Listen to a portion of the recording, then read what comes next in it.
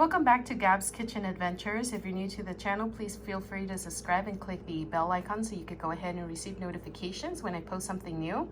If you're looking for something to do with your leftover turkey, I have a great recipe for Fettuccine Alfredo, which you can use with different types of pasta. Stick around and I'll show you the step-by-step process.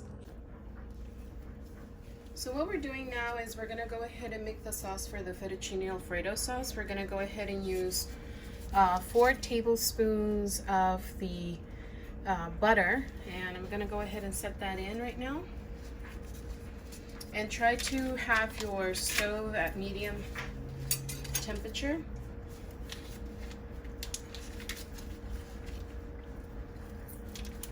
While you're doing this, you're gonna let that melt. You're gonna also add 2 tablespoons of minced garlic, which I'm gonna add right now.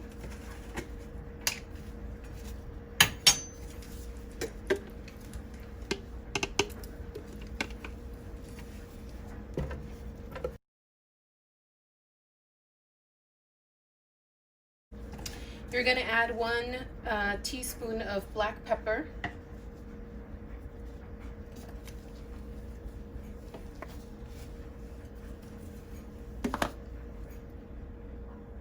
And you're also going to add about a tablespoon of salt, or you can season it to taste.